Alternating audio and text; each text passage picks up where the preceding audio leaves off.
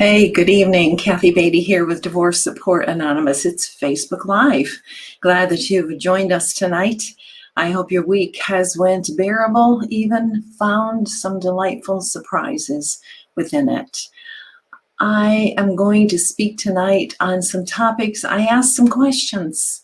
I put out there on Facebook and I asked some questions and allowed people to send me their questions. Just realized I don't have my mic clicked on. I might make the sound a little better if I have my external mic on. There you go. Hopefully that's better. So I sent out some questions and I did receive some, and I thank you for those of you who did participate. My goal here is really to reach you where you are. That's what's important. So I need to know where you are, because the vast amount of information on divorce, I may be hitting all the wrong places where you live and where you're at. So I did ask for some questions tonight, and I received some. So I'm going to focus on 3 of them. It's not too late, though, to ask your questions. You can text me and let me know what that question is at that phone number right there. Or if you'd like to come in here, you certainly can do that as well. Being aware this is on my public page and also on my private group. So, but feel free, absolutely, to ask questions, to text me those questions. So we started last week a group in person in the Grand Rapids area. We just finished 1 week. We still have room for you if you live in the Grand Rapids area and would like to get involved. October 6th, I will begin a virtual support group.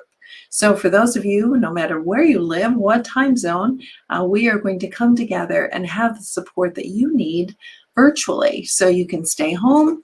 We'll start at 7 o'clock at night, and then we as a group will determine what time works for all of us. I like to have it a little later so the kids can be in bed and you can really focus on your own healing. But we'll do whatever the group determines is best for them. So connect with me, contact me for a registration form if you are interested. So we had the 3 questions that we're going to deal with tonight, and I'm hoping that these relate to where you are. This is a common question. How do you mediate the narcissist? That happens a lot of questions. People believe that they are married to a narcissist. Narcissism is an actual DSM code. That's a description or classifier of a behavioral issue, a psychological problem. So it may feel like you've been married to a narcissist, but maybe you haven't. Maybe they just have some tendencies of being a narcissist. So exactly what is a narcissist? Let's start there. A narcissist is someone who has an inflated sense of importance. They believe that they are more important than other people. They have an excessive need for attention. They have a history of turbulent relationships. So they're not real easy to get along with because they want their own way and they like control. They lack empathy. In fact, sometimes it's impossible for them to feel empathy, to feel for other people in the situation that others are in. They have an incredible need for control. They can be intimidating. They can also make you doubt yourself, even your sanity at times. That's a descriptor. So let me give you a little bit of information in dealing with a narcissist, and whether that is going through a mediation with them or simply going through the divorce process with them. First of all, emotions don't work. You may be trying to reach this person and have for years in your marriage by being emotional or trying to get the person to relate to emotions. They don't work because that is not the currency that narcissists use. They may use it to manipulate. They may use it to try to get their way, but they do not work to get through to a narcissist or an individual with narcissistic tendencies. You know, if you lived with this individual, that there are triggers that they are going to create that you are going to respond to.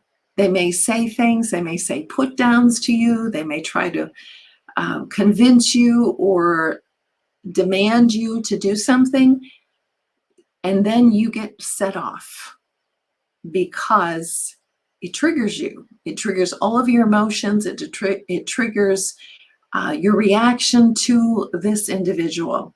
So you need to plan a response, whether you are mediating with this person or simply responding with this person. You need to plan a response, a 1-word or 2-word response that is non-emotional. It's amazing how effective you can be, not only in dealing with narcissists, but dealing with your soon-to-be former spouse in any situation. Pretend not to show interest or impact by what is said to them.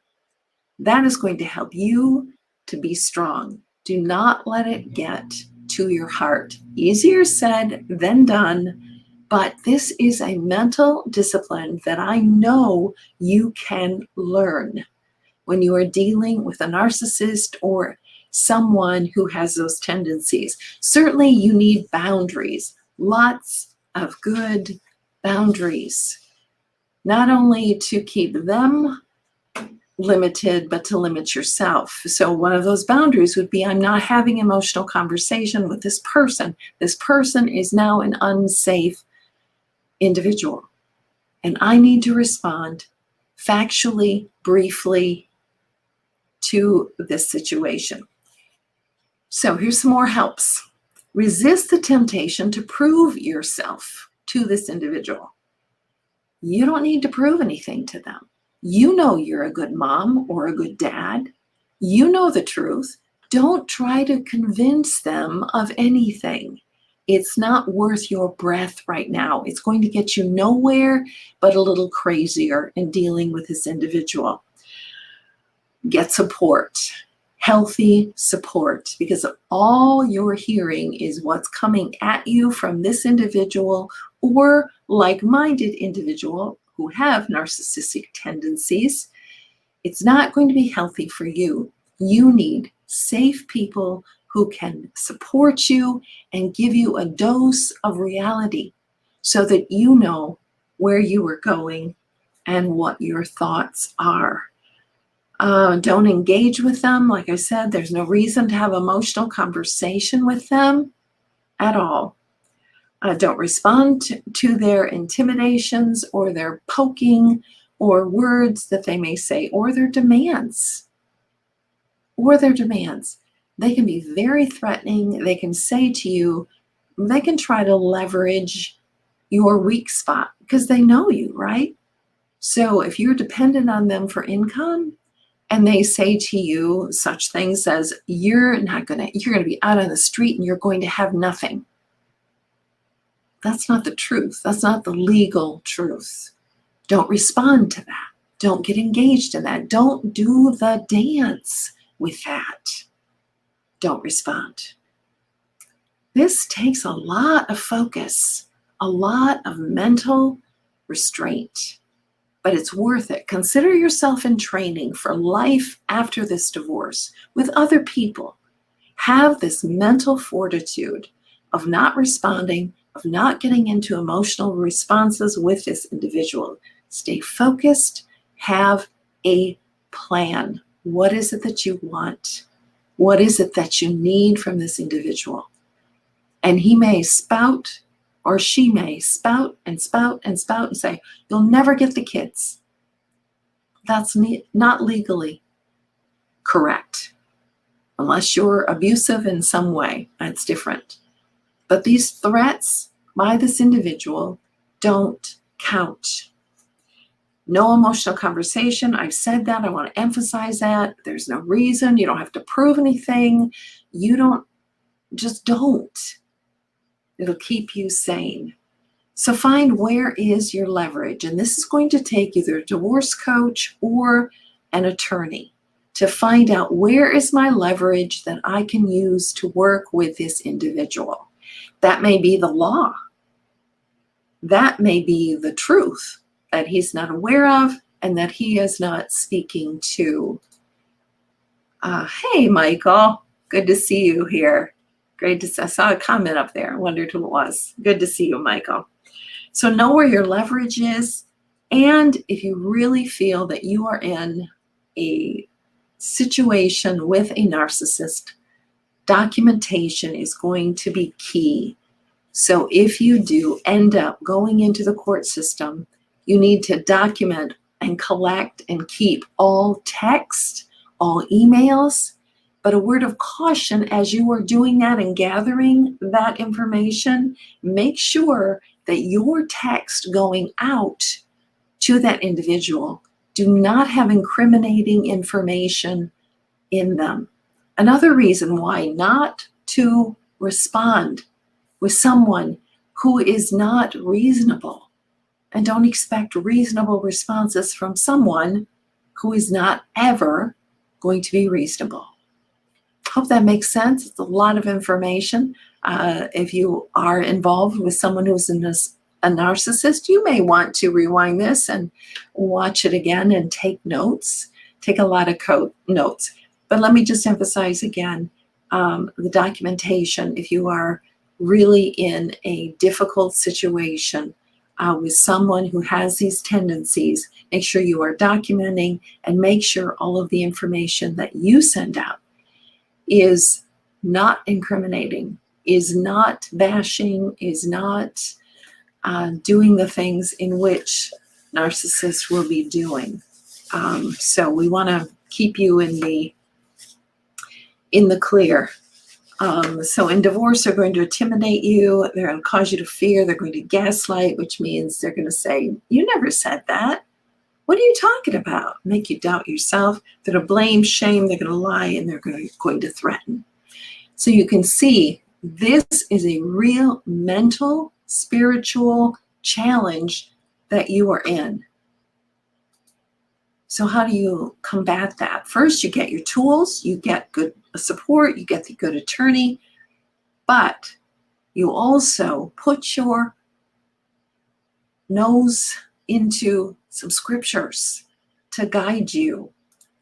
Let your eyes look directly forward and your gaze be straight before you. Focus. Remember that mental stamina of focus. Let your eyes look directly forward and your gaze be straight before you. Get your plan and work your plan. Do not be overcome by evil, but overcome evil with good. Have your plan, stay within the boundaries of the law, do what's right, and you won't have anything to feel guilty about when all this is over. Okay, so next question, which is, this was asked as well, what is a quadro? That is a term you will never hear unless you are going through a divorce. So I want to introduce what a quadro is, and then I want to bring in a dear friend of mine who is an attorney to explain further. So let me bring him in now, and then I will go ahead. Good evening, Peter Letzman. Good afternoon. Good evening, Kathy Beatty. Good to have you with us. I'm in my casual attire in my rocking chair because I really did not anticipate this performance tonight, but I'm very happy that you called upon me and fire away. Okay, super. So I want to explain really on layman terms because you don't need to know too much depth of it, but you do need to know what a quadro is. And that is called a quadro, and you see that there, which stands for a qualified domestic relations order. This is something that's going to help you. It's really the how you receive retirement benefits that you are entitled to and you have agreed to in the mediation. So this is not typically something your attorney is going to do, but it is a legal document that allows you to get the retirement funds that you are you're not currently a payee of. It may be in your spouse's name, but you've qualified for it because you're going through this divorce. So you are able to get this. That's a vehicle in which you receive the retirement funds. And that allows you to put it into your own account, your own retirement account, and it allows you not to have penalties for doing that. What else do we need to know about a Quadro, Peter? Well, a Quadro is complicated. It's usually a multi-page document, and it serves the purpose that Kathy indicated. It is the vehicle by which the retirement account, whatever it is, a 401 or so on, is divided by the parties or between the parties. The Quadro becomes complicated because the custodian or the person who's holding the money wants to be absolutely sure that they are paying out the money pursuant to a court order in the right amount, and all of the T's are crossed and the I's are dotted, so that they are not liable perhaps for a second payout, so that somebody doesn't come back and say, hey, this is wrong, the calculations are wrong, or there was a mistake. It's sort of like if you take a look at your closing documents in the house. Nowadays, they're 4 inches thick, and that basically is what the Quadro is. It's the division, the payout of this amount of money. It's complicated. It's generally, to be quite candid, normally the lawyers don't do that. They're individuals who are specialists in answering the questions, what this agency, what this, let's say the General Motors has, what do they require to make sure that they are held harmless from paying out improperly if the bank is holding that. So it varies with different locations, but you have to deal with a competent professional on splitting the Quadro, and that should be prepared in conjunction with the divorce document or the final judgment of divorce. Great point. And there would not be penalties during this period of time when they're getting a Quadro into their own retirement account. Do we need to? Yeah, that's a tax question. Typically, if you take a premature withdrawal from a retirement account before the magic age, there not only do you have to pay taxes, the income tax on that, if it's a pre-tax retirement account, but there is a penalty, usually around 10% for an early withdrawal. So most retirement accounts, or most retirement accounts have a provision for payouts, Quadros, splitting up on a divorce. That's a significant event. Some don't, so you have to be careful on what the particular retirement account the document has.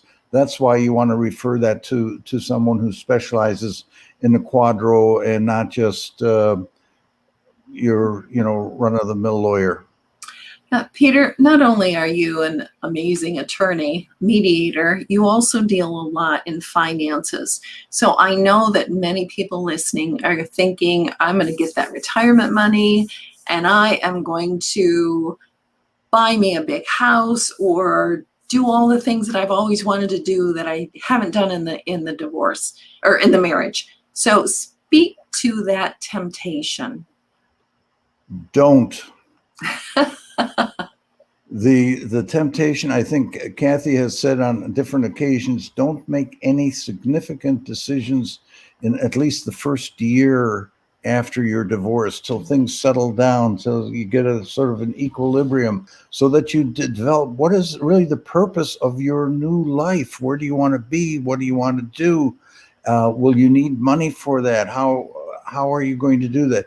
So and the best advice I would say is don't do anything rash, or back up a little bit. The first bit of advice I would suggest to everyone is roll over the retirement, your share of the retirement account, and establish your own new retirement.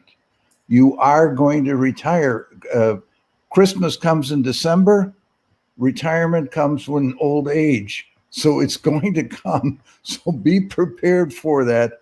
And if you have this opportunity to have what can I say, a head start on your retirement account instead of starting to work, let's say at age 40 and start building a retirement account, that's going to be tough to have a substantial money accumulated. So if you can take that money and just roll it over into a retirement account.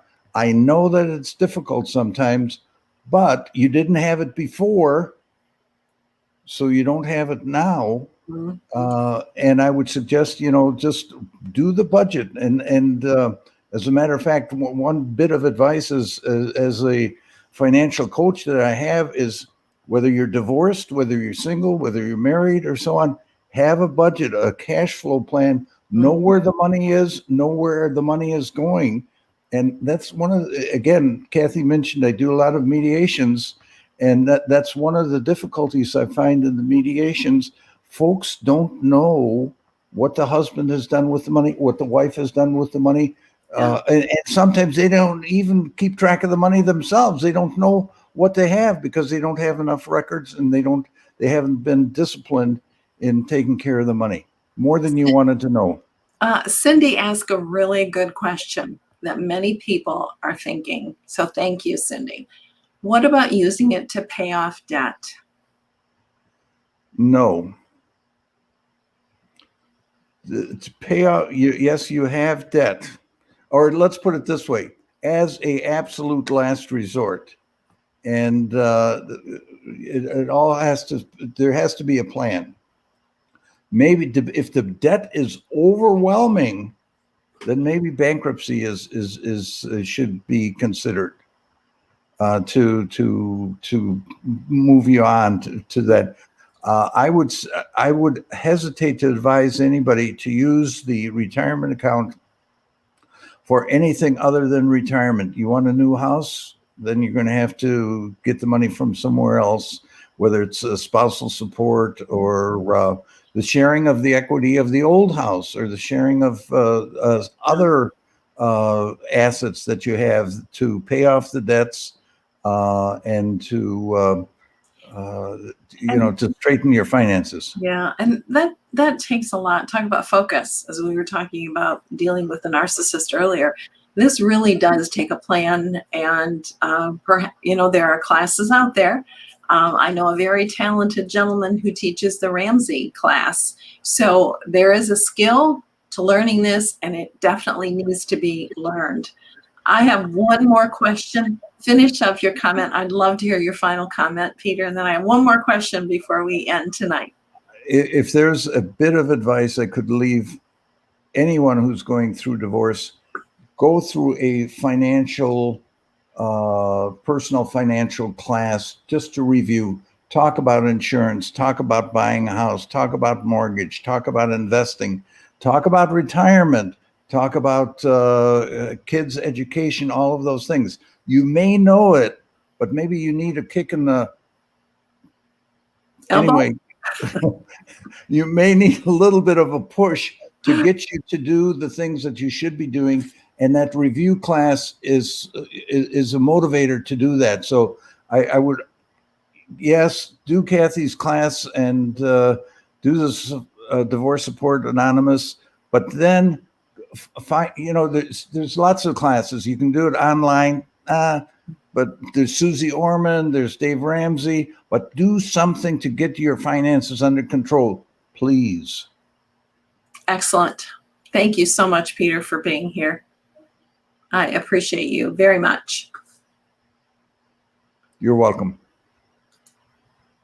So the next question that has come in tonight was, let me grab my notes because I want to make sure that I cover it.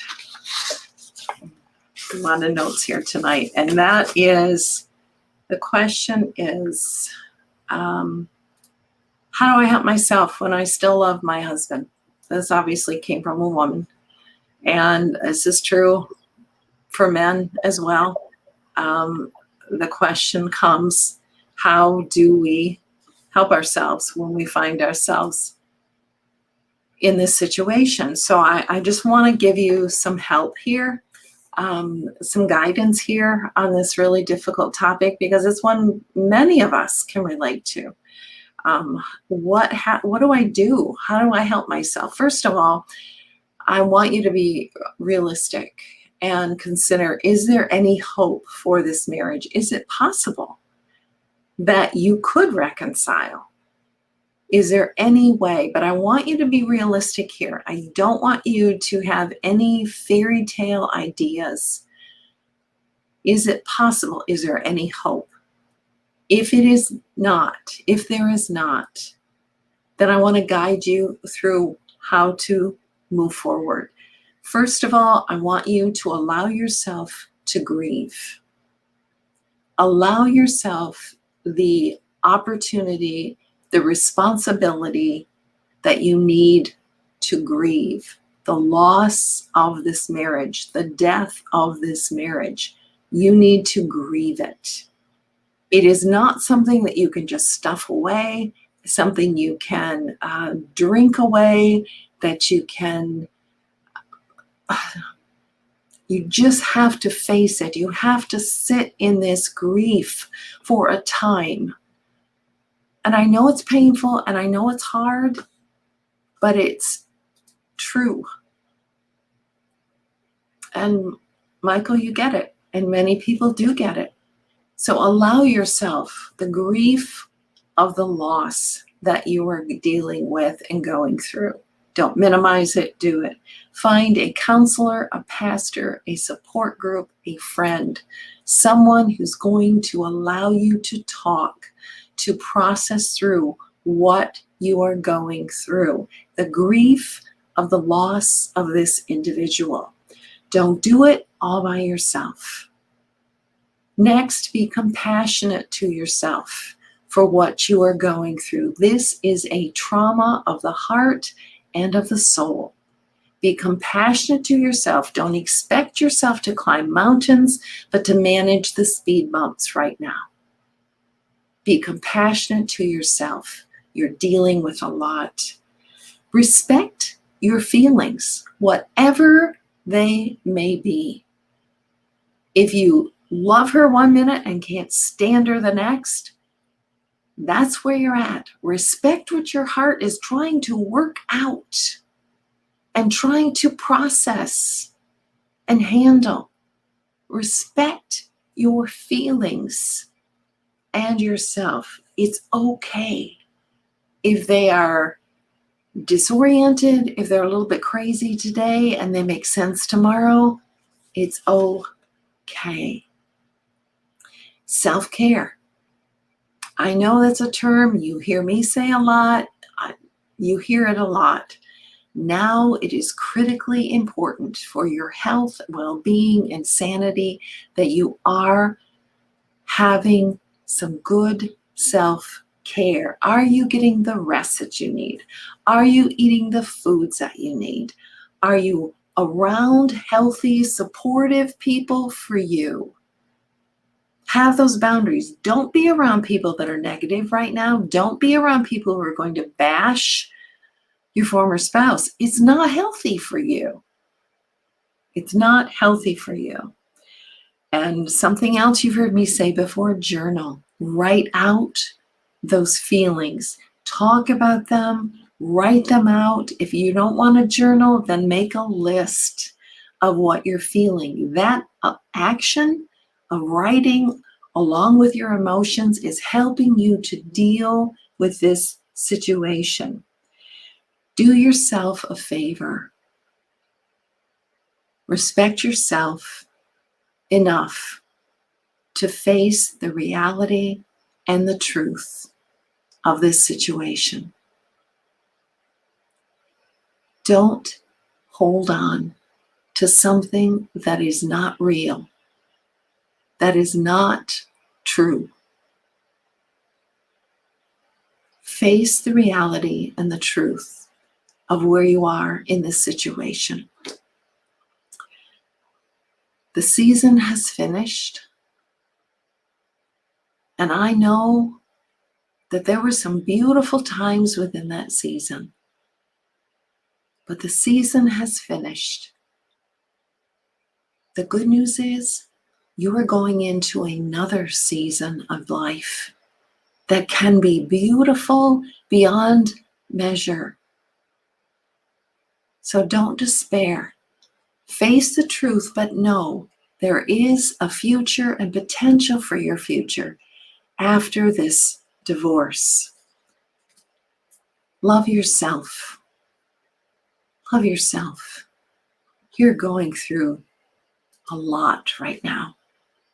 Love yourself enough to go into the scripture, the Psalms, understand. The Lord is near to those who have a broken heart. He heals the brokenhearted and binds up their wounds. Allow yourself to be in the presence of the Word of God and the Spirit of God and ask Him to hold you, to comfort you, to direct you, to bring friends around you in support. 3 questions tonight. 1 was, how do you mediate with a narcissist? 2, what is a quadro? And number 3, how do I help myself when I still love my ex? These are realities within the world of divorce. I hope that this has been of help to you, and I will see you next Friday night, if not before. Divorce Support Anonymous, Facebook Live. This is Kathy Beatty. Good night.